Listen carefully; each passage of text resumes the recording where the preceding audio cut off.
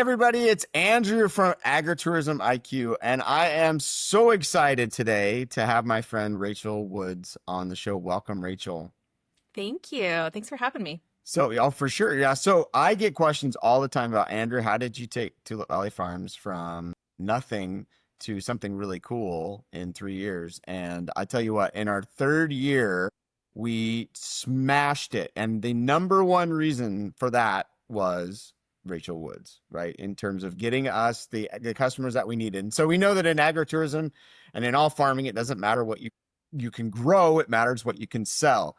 So my friend Rachel here is going to talk to us today about SEO, and we'll talk a little bit about what she's done. Actually, there's an entire case study I think that we'll dive into a little bit later about what she did for Tulip Valley Farms. But really today, the idea is that Rachel's going to walk us through SEO. I think everybody has heard about SEO. Rachel's going to explain it to me like I'm a fifth grader. And really, because I think really from a farming perspective, or at least from an agritourism perspective, we fall into three buckets when it comes to digital advertising or marketing. And that's, I don't know anything about it, but I know I need it. And there's I played with it and I'm not really satisfied. I don't know what is going on, but I pay somebody and I'm on the internet. And then there's the more sophisticated folks who really know what they know what they like and they want to dial it in. And so Rachel's going to walk us through what all of that means. Take it away, my friend. No pressure. That's a tall order. My goodness. Yeah. Start wherever you want. Actually, start Wonderful. by telling us about yourself and your business, for crying out loud. I knew this. I know I have the guilty knowledge of being your friend and client, right? But not everybody does. But I hope that they do. By the way, you should. Let's just cut right to the chase here. Everybody should hire Rachel to do the work for you. But off you go. Well, thank you, Andrew. Like you mentioned, my name is Rachel Woods. I own a small boutique marketing agency based in Northwest Washington, and I serve clients nationally and actually have a few clients in Europe as well. My boutique marketing agency focuses on search engine optimization, website development, and as you alluded to earlier, paid advertising. So we really try to look holistically for opportunities to grow your digital footprint, your digital infrastructure. And then to your point, how do we get more customers in the door? Because ultimately that's what we all need, which is to get our businesses to grow. For sure. I've been doing this work for about 20 years. I've been doing it on my own for about 3 years, which has been fantastic. So Rachel, help me understand, like I know SEO and I may even know that it means search engine optimization, but can you just break that down for me as a business owner? Like I don't really care how the watch works. I just need to know what time it is, but also if it stops working and I know that I need a battery, I mean, just like that's the part where I think that probably our listeners are going to be best served like right off the bat. Like, okay, SEO, that's like Google, right? And then you're going to tell us how that is or is not necessarily true. Absolutely. It's a great question. So a lot of us talk about search engine optimization, and we think about kind of at the really kind of basic level of, we'll talk about Google with 92% of the market share. Google has what I kind of think about as like spider bots, right? They're kind of running around the internet. They go through your website, what they call indexing pages. They're looking at what your content is, how your website performs. They're gathering all this information, and then they essentially sort of file it away of these proverbial filing cabinets, right? So they have all this information, and they've kind of gathered around the internet. So someone like me goes onto a search engine and I say, hey, I'm looking for seafood restaurants near me. So I put in this search query, and so the spiders run to the filing cabinet and they pull out all this information and they put it up on a search result page. And that's kind of how we think about, kind of how search works at a very high level. But when we start digging into that, what we find out is information is the same, right? So Google doesn't index everything equally. There's a lot of nuance to how that all works. So the first thing that can happen is there can be barriers for the indexing. So the spiders are going around, they're trying to gather your information.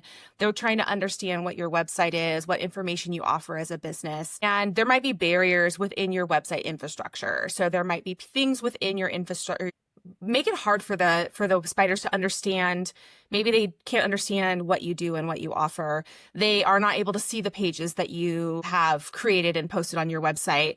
Maybe your website's not loading enough, that type of thing. Right. So Rachel, like, let me stop you right there because I have heard this before, and this is one of those things like, oh, wow, yeah. So this is why I need like me hopping on Wix or paying my nephew $50 to create a Mm-hmm. Wix page is not necessarily the same as paying a professional to create a WordPress. Could you just break that down really quick? Because my sense is there are a lot of our listeners that just did the easy button. Like I go, Wix, I saw this thing and I put it out there and it's got great pictures and now I'm done with website stuff, right? And you're going to tell Right. us, no, not necessarily.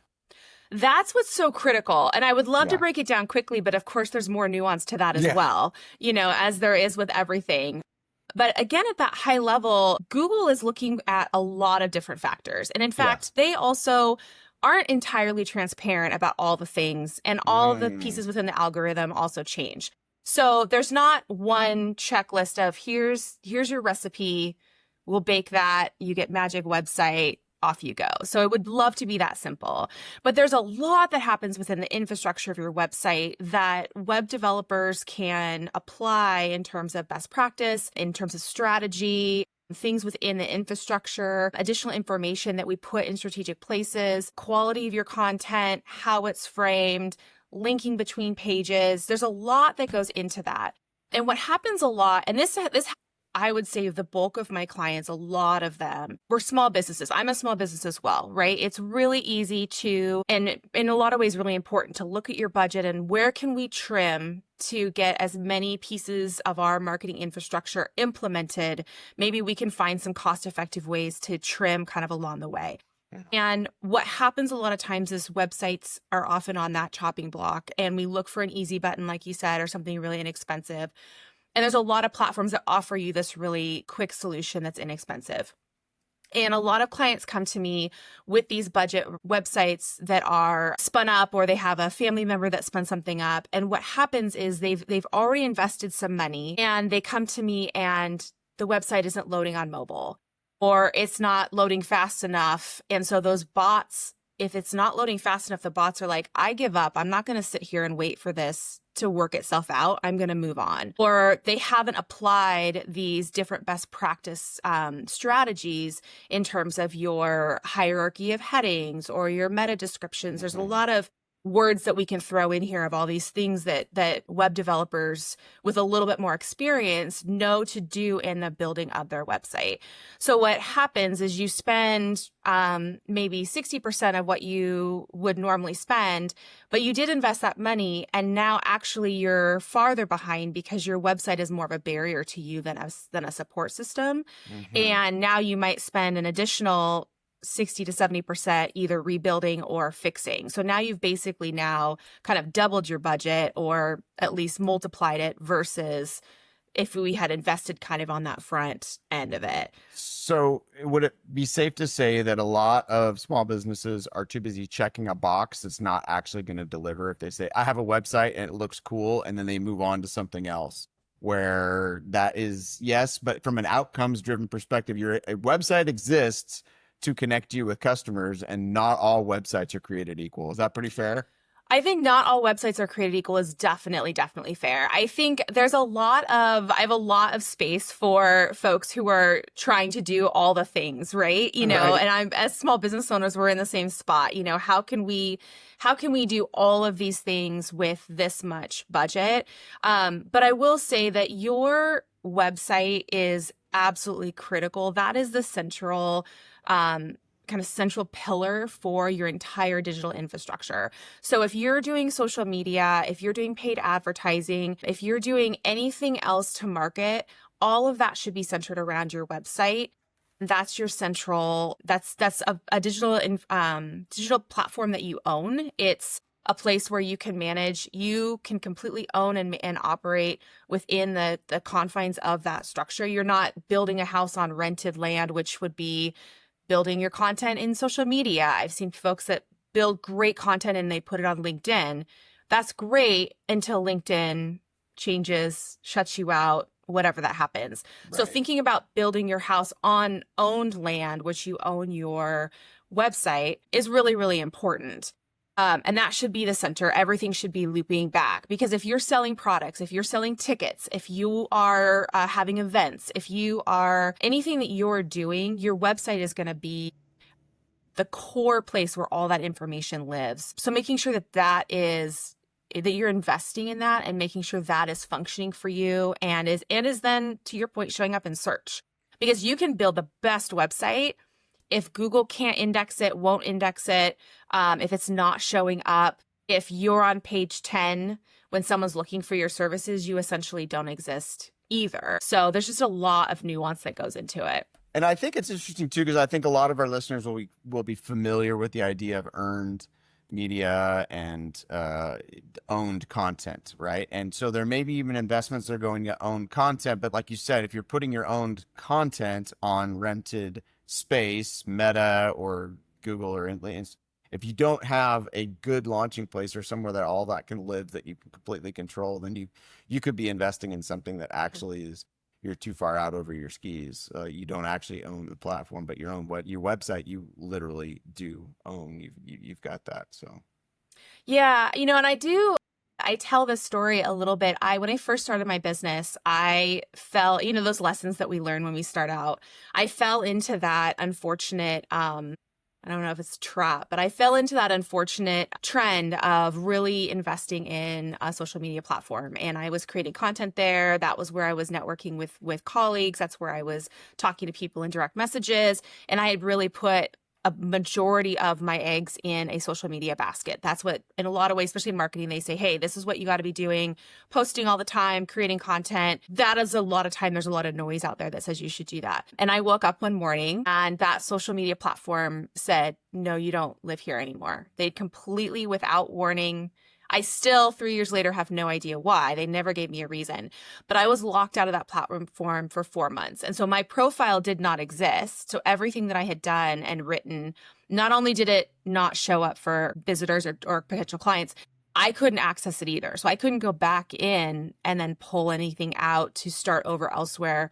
Every conversation I was having in the back end, I did not exist. I completely was abducted by aliens and gone for months. And honestly, with those social media platforms, there's really no one to talk to. You can submit tickets, you can do your best. But ultimately there's an algorithm that's answering all those. And so I think we've all been there. Like I remember I cringe almost every day during Tulip Festival when I go into Instagram, because one time I was at the gym and I like tried to log in and was locked out and was like, oh man, like so many of our guests and potential clients are on there and I was locked. And it was just a glitch, but that glitch like gave me a heart attack. Right.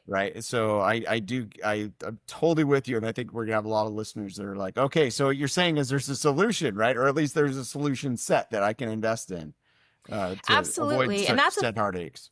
That's a thing. And I think about, Tulip Valley Farms, you rely heavily on Instagram, as you should. Instagram, Facebook, those are excellent platforms. So I'm not here to say social media is bad by any stretch. Right. But if your Instagram went away or was hacked or whatnot, people can still, if they're Googling tulip fields in Skagit Valley, they're going to find your business listing.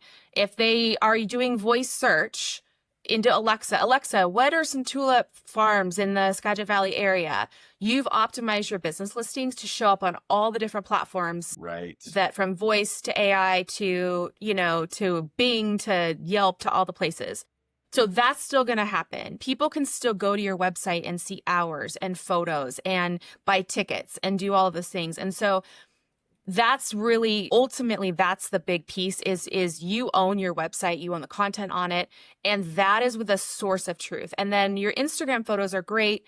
We can put that out. You're engaging. There's a whole strategy with that, but it doesn't live alone. And if that goes away, it's a bummer. It's going to be a headache and a half, but you're not dead in the water at that point. And that's that big difference. I think there are a lot. Also, I've seen some farms and some venues that they just, they may have a token website, but they do all of their customer interaction like on Facebook, right? Mm-hmm. So if you look at their trafficker, they would say, no, I'm on Facebook all the time. And I think it's important to just call out the amount of risk that's involved in that. Because like you said, you could get hacked, you could get locked out, and if you don't have something that you control that you can move people towards. And so that's, huge. Absolutely. And there's a huge strategy, obviously, of using social media. And it's great if that's where, and if it's working for you, that's fantastic.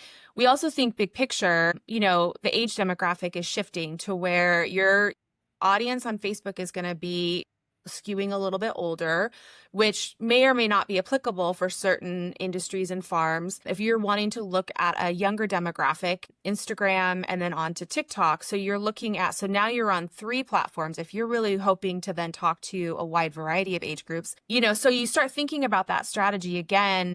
And I always try to think about what is manageable. Is it manageable for you to be on all the different platforms? It may be, it may not be. And so part of marketing, again, is thinking about what is manageable, what is reasonable for you to do in, a 24-hour day if you also Right. want to sleep a little bit and have dinner, that type of thing. Well, being farmers and now venue owners and everything else, sleep is just one of those luxuries. But right. Okay. So Rachel, you mentioned a listing service, right? And you went through all of the different ways that people can, and that's a part of SEO because frankly, however it is that people are searching, there's an engine behind it with a bunch of spiders that are running around finding right. And so what I want to do is show up in those things. Tell me more about what you mean when you say listings or a listing service and why, as a pumpkin patch owner or tulip farm, I should be interested in that. Absolutely. Yeah. And going back to thinking about kind of how search works, and we talked a little bit about Google, but that also works with Bing, or if you're in your car working on, asking Siri different, questions, things like that. A lot of that now, as you're asking for information, there's another layer that gets applied by this search engine of thinking about your search intent. What is Andrew's trying to accomplish at this moment in time? Are you trying to gather information? Are you wanting to swing by a seafood restaurant on your way home? What is your search intent? And when we think about search intent that is more transactional, or seafood restaurants near me, something like that, the search engines know they're looking for a location. He wants directions. He wants hours of operations. He wants something related specifically to local locations. And so if we think about those types of searches, what happens in Google, for example, is you come up and you get those like map. They're called 3-packs or 5-packs of, here's 3 restaurants that offer seafood near me. And if you're in your car, Siri might say, here's 3 restaurants, kind of auditorially give that back to you. So there are now, I think somewhere around 80, 85 platforms that list businesses in all these different places. So your car GPS is doing this. If you go into ChatGPT and ask ChatGPT, it's looking on Bing for that information. Basically, your business exists in some form across all these different platforms. And I would be willing to bet a ton of money, and I learned this when I started my business, is none of us have time or knowledge or investment to go into every single one of those platforms and open an account and update our information in it and make sure that all of it is accurate and consistent. And so what I recommend that business owners do is think about their Google business profile as sort of their one core top one. And a lot of us own our Google business profiles, as we all should. And in that Google business profile, we make sure our hours of operation are always accurate. If we're closed for holidays, what's all of our contact information, and we link our website so that that's really easily accessible. We also think about our keyword structure. There is a ton of opportunity there to make sure that if you're a pumpkin farm, that information is very clear to Google. So in your Google bot, that when they're going through, they're like, there's no question as to what business you run, what services you offer, all of that. And then we apply a Google business, your Google business profile into a listing service. So we take all of that information, we optimize it as strongly as possible, and then we apply a service that says, okay, let's take all this information and let's make sure it is accurate and consistent across the internet. It is accurate on Bing and Yelp, and it's when you talk to Alexa and Siri, and when you go to ChatGPT, all of a sudden now all of that information is consistent across the internet. So instead of going to every single platform and trying to make sure that your information is consistent, you're doing it in one place, and then we're able to apply that out. That's an extra add-on service. That's not something that Google offers out of the box. But we think about your core source of truth within your Google business profile, and then we can apply that out across. And for Tulip Valley Farms, for example, you guys leveraged this service last year, and you saw almost 1,000% increase in traffic from the previous period to the season where you were open. So you had 3 million visits in just to your Google business profile. That's not your website. That's not anything else. Just looking at going back, you had 3 million visits across all of your business platforms. So that is Google, that's Bing, that's Yelp, that's Siri, that's all those places. But if you think about someone who's in their car driving to Skagit Valley, there's so many different ways people are trying to ask for that information. And wherever they're looking, they're getting correct hours, your correct phone number, correct driving directions. If they want to call you, your phone number is correct. And that for you made a huge difference in your visibility, searchability. And if you think of pumpkin farms, for example, in Skagit Valley, there's a number of pumpkin farms that you could choose from. So making sure that you're coming up accurately, consistently, time over time is so important.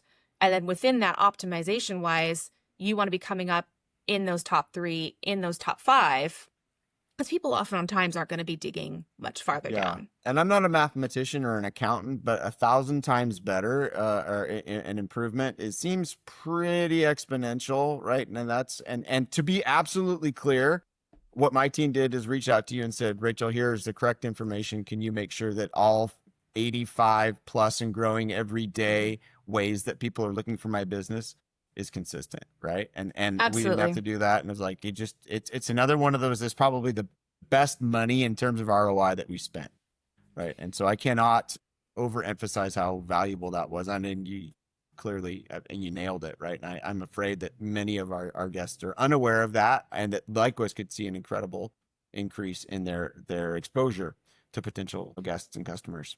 It's a really easy thing to do. It costs, for my business, it's $1,800 for the year. So it's $150 a month. And for us, like you said, you give us, here's your information, and then we're able to put it into our system and then aggregate it out. And then we have an amazing human on our team who goes in every month and she touches that information, she updates that information, she's adding photos, she's doing keyword research.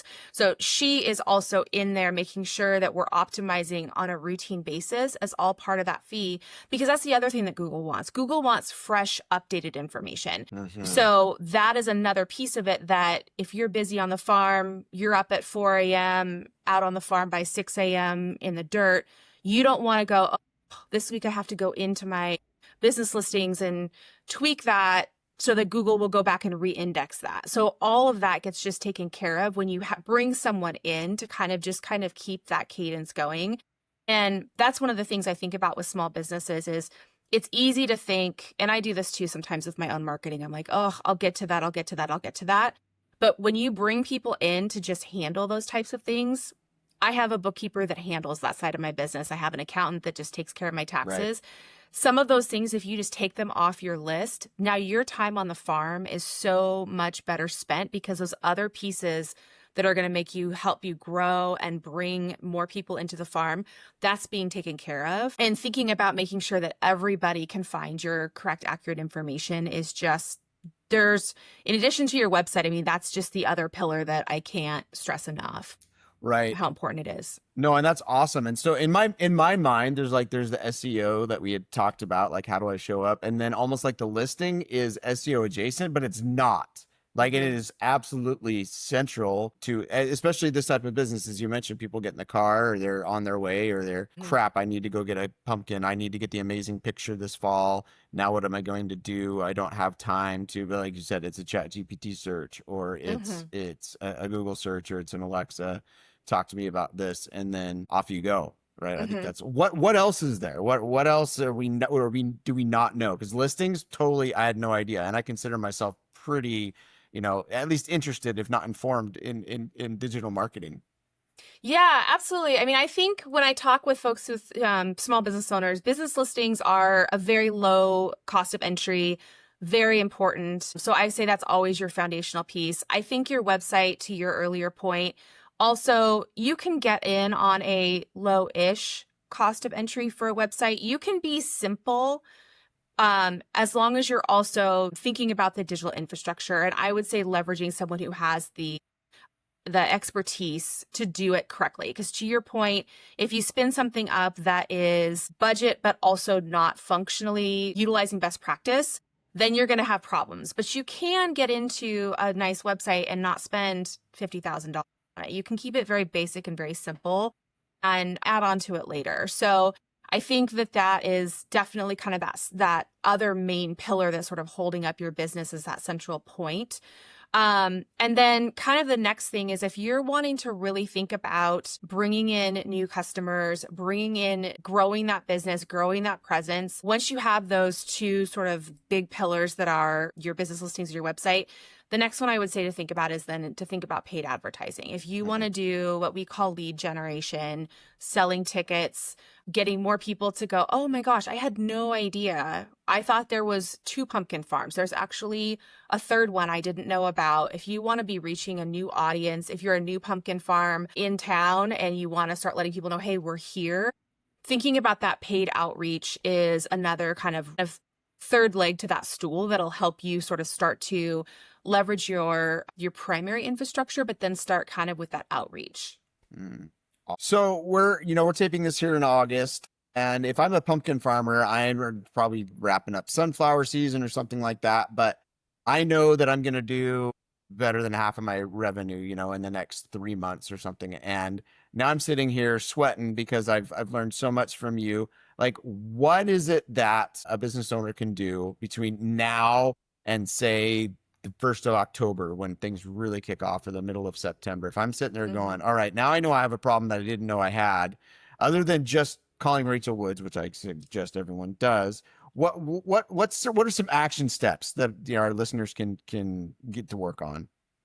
Absolutely. I think the very first thing would be that business listings question, because that is something you can optimize. You can optimize your own Google business listing for free. There's no cost for Google's listing. So at a very, very base minimum, you can go out and check, make sure that you own it, make sure that everything on there is accurate and correct, test it, take a look, click all your links, all of that. The next piece of it, I would highly recommend you think about a business listing service. There's a number of them out there. Obviously, we offer them, but that's something that could be done by any number of different platforms and vendors. And make sure, to your point earlier, everything is done across any platform that people are going to be looking for or looking for you. So I think that would be your first thing, because you're going to start seeing immediate returns on that. And then the second piece, I would say search engine optimization on your website. That's going to take time. So if you're in August looking at a pumpkin farm, you might have missed that window for this year to really, rebuild or restructure your website. But what you can do is take a look at it and do kind of a light SEO audit of how is it performing in terms of, is it loading? Are there some opportunities to make quick updates to some of the content or some of the, I don't want to do too many terms out here, but there's some different elements that you can kind of quickly address within your pages. I have a little toolkit on my website that maybe you can link in the show notes that kind of lets people go in and say, here's 5 quick things you can do on your website. I was just going to say that. Yeah, because when you said I can do a light SEO audit, I'm like, no. I can also change my oil, but I don't, because it's such a hassle. Right. But if I could pay somebody else, and I think that is super, like, there's I'll tell you, just within our audience, there's the DIY, there's so much of that what is DIY. And then there's the stuff that, we've hit a complexity threshold. And so and that's one thing I really do appreciate your business is like, here's, if you want to do the work end, you want to do some lifting here so you can see what's going on, then here you go. And then by that time, I'm going to say I'm panicked. But I will get to the point where, like, wow, I really do need to bring me in a professional. Yeah. So you will definitely get that SEO audit list put in the show notes, because I think that's something that everyone should do, especially going into our busy season. Talk to me a little bit about, because this is something that you taught me, is that, I needed to start, April is our season for tulips, right? I cannot start in March and expect returns from the SEO gods in April. I need to start in December. Right? Like, we're talking 4 to 6 months out. Explain a Mhm. little bit about how that works, because I think we may have some skeptical listeners as to how that, what do you mean? Yeah. No, don't I flip a switch? It's the internet. How slow can it be? Yeah. Well, we kind of talk about in marketing, we sort of talk about like two channels. So we think about your SEO and that search, and it really does take 4 to 6 months before you start seeing meaningful gains in search engine optimization. So if we magic wanded your website and fixed absolutely everything so that it was structurally best practice, everything was buttoned up, you're still looking at 4 to 6 months before you're going to see a meaningful impact in your impressions and your click rates going up. And honestly, you might be a year or two from seeing a big enough swing to where you're really feeling that impact on the farm. Neil Patel, who's a big guy in the SEO space, he did some research recently that showed that kind of that 2 to 3 years is where the sweet spot is of your biggest, if you make a bunch of updates now, that's kind of when you're going to see the biggest swing. So SEO is sort of that's the long game. And but that's also your infrastructure, right? So it's worth investing in that and taking the time to really do that well. And then you're going to get gains that are going to compound over time. The other partner piece to that is then that paid search and that paid advertising. And so a lot of times we try to pair those together, because when you are doing, paying to be showing up in Google listings, kind of up in that paid area, if you're doing your, paid meta, for example, doing outreach on social media, digital display, some of those tactics, that is going to give you a much faster bang for your buck. So a lot of times, if we can, we try to pair those together. So we're going to do that infrastructure work and we're going to really get that going. And then we're going to have paid traffic coming to you, and they work in tandem. So you've got one that's kind of that fast lane and one that's kind of that marathon that's going to keep rolling. And that's really when you have the opportunity, that's your best case scenario. And I know with farming is, while a lot of the farms are open for small periods of time, your businesses are year round. So after season, you're talking about, I don't pretend to be a farmer, but I know in your case, you're pulling bulbs out of the ground after season, and you're thinking about what are we doing for next year, and you're strategizing on what are our gardens going to look like in the future, and what did we learn from this year that we need to think about for next year. And so it is a 12-month business, as you all well know.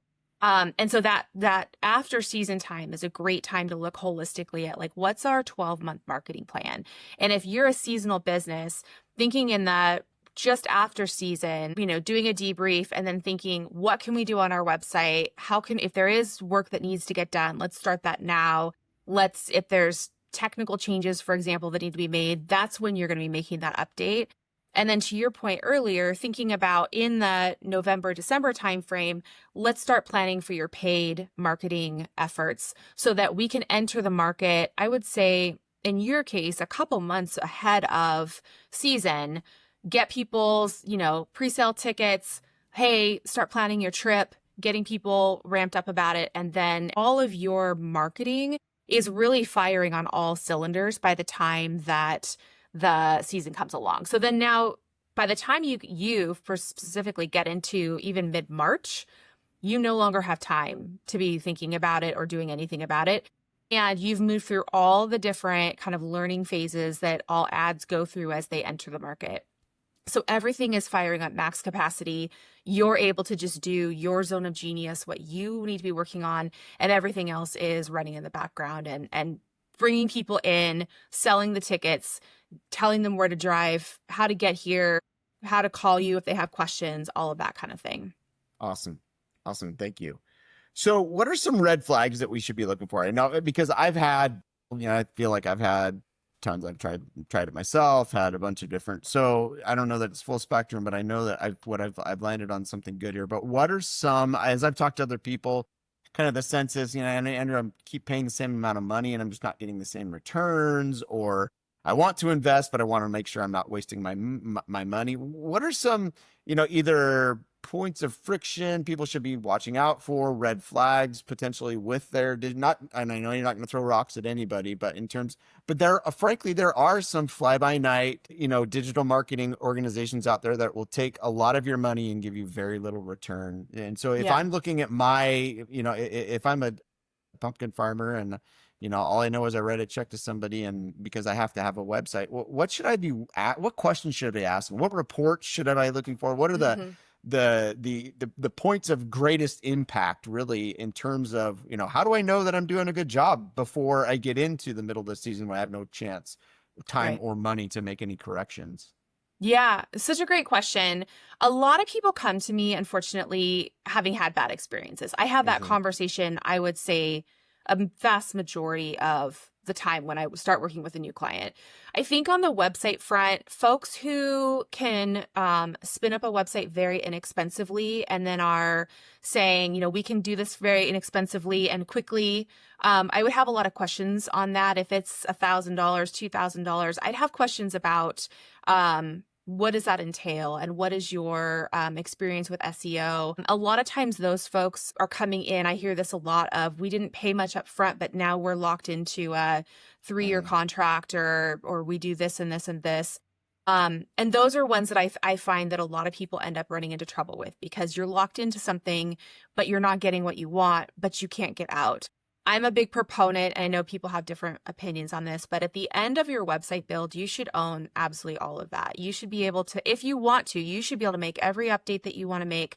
You should be able to move to another vendor the next day if you're unhappy. I want to make sure that all of my clients feel comfortable and they're staying with me because they want to, not because they're locked into something. And I would say, from my experience, 9 times out of 10, if you're locked into something with your website, that's a red flag, Mm. because no one should be, if you have asked for a support contract, if you've asked for, I want to have Rachel, I want to have you come in and make these updates month over month, that is great, but it's not required. You don't have to do that. So that would be a red flag for me if it's too expensive, or it's too inexpensive and it's too fast, and or you're paying, I heard from someone the other day that said they were paying a couple $100 a week for their website. That's a huge red flag that something is probably wrong. I would also ask them in the website's front of what is their SEO? Ask them to give you some SEO information on other websites that they've built.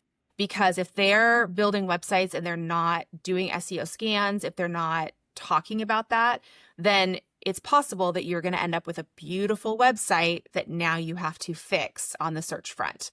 And I see that a lot as well. People that say, hey, we spent $10,000 on this website, but unfortunately now it's going to cost them another $5,000 to fix it, to get it ready for search. So that would be my one big red flag. On the paid media side, I would say when you are paying for paid media, and whatever platform it is, should be able to understand what you're getting for that. And if you're getting no reports, or if you're getting reports that are so complicated that you can't understand them, then you need to, I would suggest, go find someone else who understands where you are, what you need. Because when you're writing a check, you should know, in my opinion, what is the return on that investment? What is your cost per acquisition? When we talk about conversions, what is a conversion? And how much of that is happening? There's different metrics that you can track, but ultimately you want to know how many people went from our ad to our website into our ticketing system. And then you want to look on the other side and say, how many tickets did we sell based on this pipeline?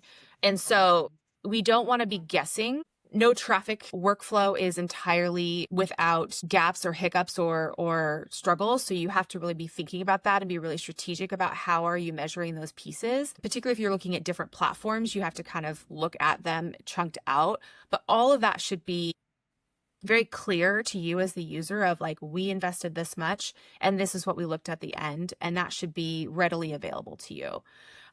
So I've talked with a lot of people who say, hey, I'm spending a lot of money, I don't know what I'm getting. That is a red flag at that point in time, because it could be that you could go back to your vendor and say, I don't understand what we're doing. Maybe they can sort that out and help you understand. But if they're still not getting answers to that, then that would be a good time to be looking for someone else as Right. And well. I'll give a plug for another episode when we're going to go. You're going to do that for what you explain to everybody and show everybody. There's a case study of Tulip Valley Farms, because you did a fantastic job of really helping me, who is very busy and yet interested, explain how it is that we, year over year, here's how the improvements were, here's where you were last year. A lot of terms get thrown on Google Analytics this, and you can. And I tell you, if I had a dime for every thing that I could do on the internet, I wouldn't need to sell tulips, right? But at the end of the day, I do need to sell tulips, and how I connect with people is online, and that's something that you're fantastic at. So Thank you. Anything else in terms of the SEO that people really need to think about as we wrap up what it is that SEO 101 and a little bit of 201 moving into 401 here in our next conversation about digital marketing. But what else should people know, or what's the takeaway really? I think the real takeaway, I think, is two things. One, give yourself some grace that this is complicated, and even people who work in SEO, it's complicated. And there's a lot of people talking about it. There's a lot of change right now with artificial intelligence entering the chat. That's impacting things. That's impacting how we look at our success rate. You know, there was a time when we could draw a pretty straight line between organic search and traffic to websites. And that has really changed. The strategy behind what we do has not necessarily changed all that much, but how we attribute the success of that has definitely changed. So I would say give yourself some grace. If it feels overwhelming, it is. It's very, very complicated. And so I would say then with that, thinking about working with people who really know this area, it's worth the investment, I think, most of the time to say, can you help me understand, do an SEO audit for me? What does this look like? What do I need to do? And look for someone who's going to meet you where you are. When I have clients that come in and, you know, they're small businesses, my conversation about them is within their budget scope. This is what we can do with what you have. You shouldn't feel pressured to be spending just this ginormous amount of money on marketing. They need to be meeting you where you are. So I think finding people that are good at what they do and that can take that weight off of your plate versus adding additional stress onto it. And then thinking about those foundational pieces, making sure your website is working really, really well for you, making sure your business listings are optimized as strongly as possible and are consistent and accurate across the internet. That's a pretty low investment for a pretty high return. And look for opportunities like that. And then look at it as it's a long game, right? I mean, no one's looking at this pumpkin season. We're looking at what's our growth over the next 5 years? How do we do more business next year and the year after? What can we learn now to grow in the future? And so there's a lot of pieces to it, but I think the biggest thing is thinking about your pillars and your foundational and giving yourself some grace, because I don't do my own books. I don't do my own taxes. You don't want me doing any of that. I hire people to come in and help me. And that's what we do, right? And I don't grow my own tulips. You know, there's just in our own zone of genius, we can do amazing things and ask for help outside of that. No, that's awesome. Well, thank you so much for sharing your zone of genius with all of us. No, this is, and I will say infrequently am I so excited to give you my money, right? Because I have seen that return, right? It is fantastic. You know, you're doing a good job when somebody thanks you for taking your money. So thank you for both taking your time today and also for taking our money at Tulip Valley Farms and making, you know, that so successful. Rachel, how can people get a hold of you? If we finally convince them that they really need to do better in this space, but they're going to give themselves grace because you told them to, but what's the best way for people to get a hold of you? Great question. Thank you for asking. So my website is woodsmarcom.com. So it's Woods, Marcom. And you can also find me at Rachel A. Woods on LinkedIn if you're a LinkedIn fan. I'm on social media as well, but very sporadically because to our earlier point, there's only so many things we can do in the day. So yeah, I have a great contact form. If you're interested in a free SEO audit, you can request one of those there. I can do quick business listing audits, just run some quick scans to kind of give you an assessment of where you are. And that can at least kind of inform a decision of where you might want to be prioritizing for your first season. And then my blog has a lot of great tools on it. There's a blog on there with, 5 quick things you can do on your website to boost your SEO. There's some kind of tips and tools there as well. So I try to post some free resources, sprinkle them around on my blog is where I own the landscape. I own them there, and then I sprinkle them around on social media as well. So you can follow me online and get additional information.